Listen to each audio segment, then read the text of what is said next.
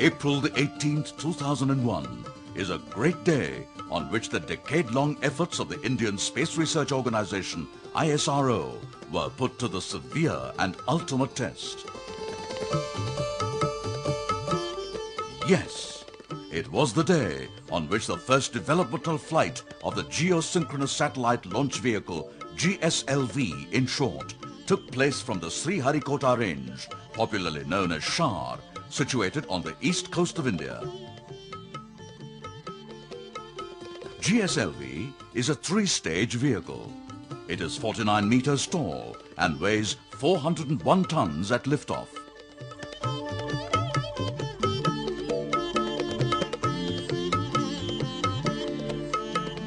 The first stage consists of a solid propellant booster, one of the biggest of its kind in the world, as the core, with 4 liquid strap-ons around it. While the second stage is a liquid stage, the third stage is a cryogenic stage, using liquid hydrogen and liquid oxygen as propellants. The spacecraft and the equipment bay that houses the onboard processors, navigation and guidance system, vehicle telemetry, etc., are mounted above the cryogenic stage. They are encapsulated in a payload fairing, which protects them from hostile flight environment during vehicle's ascent through the atmosphere. Each of the stages is connected by an interstage, which also contains the necessary avionics for controlling the stage.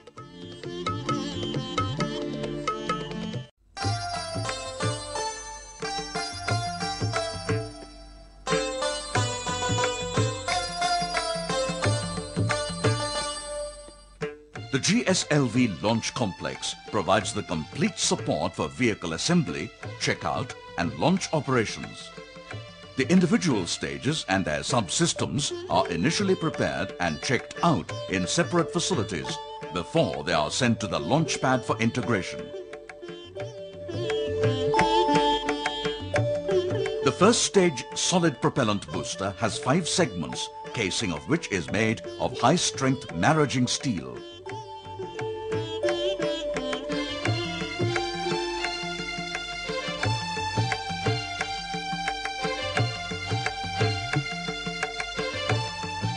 All the segments are stacked one over the other to form the booster of size 22 meters tall and 2.8 meters in diameter and loaded with 129 tons of HTPB propellant. It burns for about 100 seconds and develops 4,500 kilonewtons of thrust. The mobile service tower, equipped with foldable access platforms, facilitates the vertical integration of the vehicle on the launch pad itself.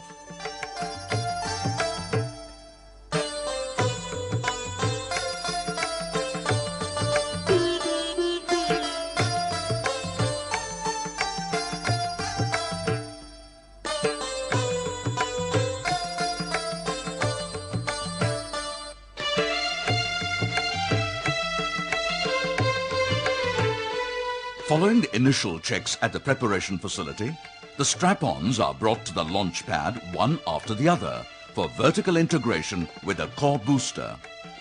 Each strap-on, loaded with 40 tons of unsymmetrical dimethyl hydrazine and nitrogen tetroxide, develops 700 kilonewtons of thrust in vacuum for 160 seconds. It measures 20 meters tall and 2.1 meters in diameter.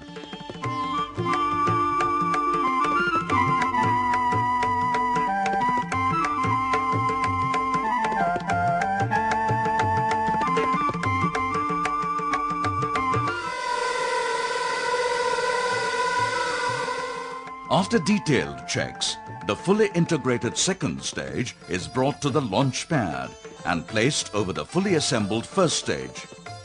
It carries 37.5 tons of unsymmetrical dimethyl hydrazine and nitrogen tetroxide, and its engine burns for 150 seconds, developing 720 kilonewtons of thrust. The Russian-built cryogenic stage powers the third stage of the vehicle. On completion of elaborate checks with vehicle electronics at the preparation facility, the cryogenic stage is moved to the launch pad for integration. It carries 12.5 tons of liquid hydrogen and liquid oxygen and burns for about 700 seconds, developing a thrust of 75 kilonewtons.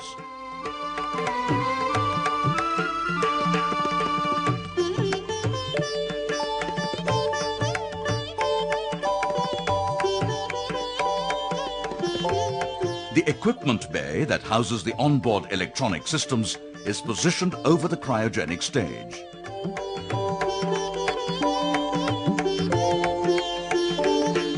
The spacecraft comes to the launch complex about 30 days before the launch and undergoes checks and deployment tests.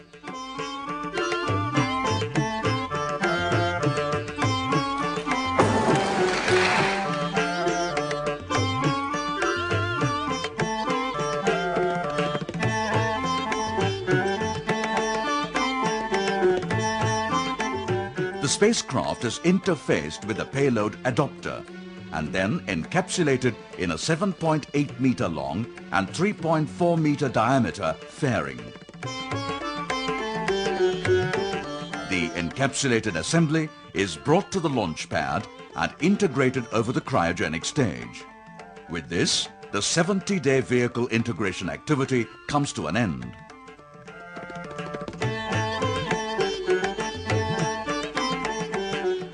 The countdown for launch commences 57 hours before the actual launch time. Besides the other crucial operations, filling of liquid propellants in various stages of the vehicle is carried out during this phase.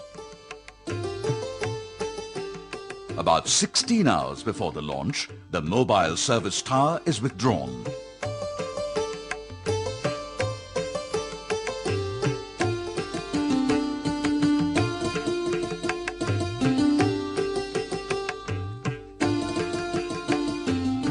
The vehicle now stands on the launch pad and is connected to the ground systems through electrical and fluid umbilicals.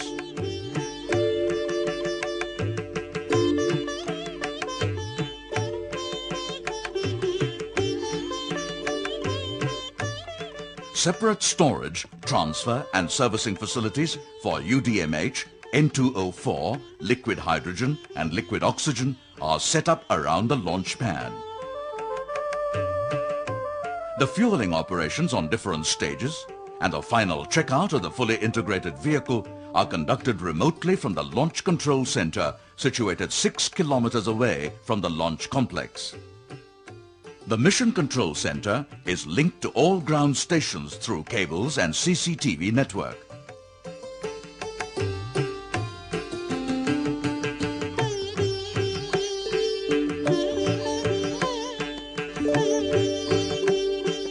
During the countdown, Mission Director and other senior scientists continuously monitor and conduct the launch operations from here.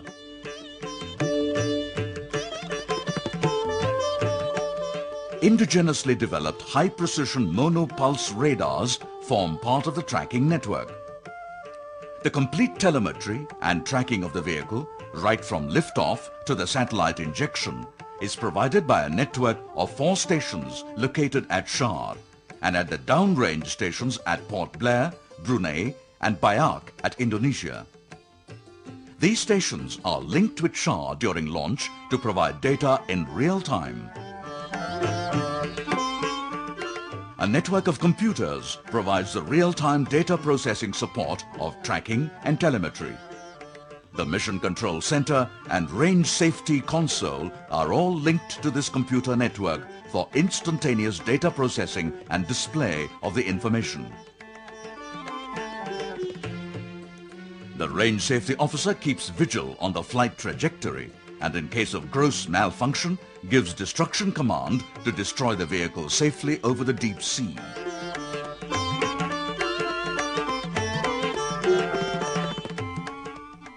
Finally, during the last phase of countdown, at T-minus 4.6 seconds, the L-40 strap-ons ignite. Only after confirming that their performance is normal, the launch computer commands the release of Launcher Hold Release System and permits the core solid booster to ignite exactly at the count of 0.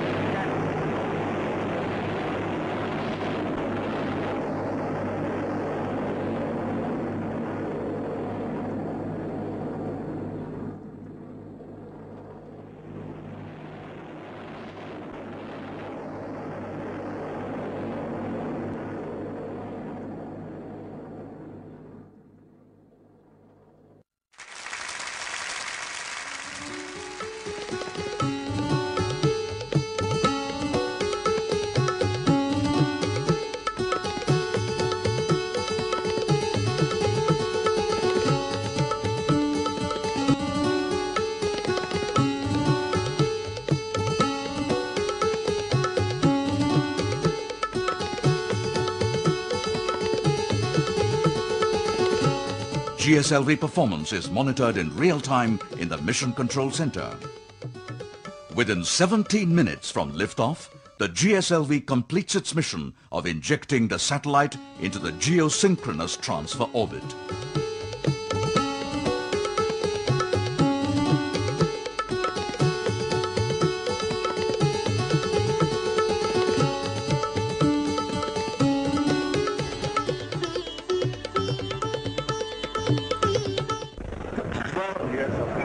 My colleagues who did are all here.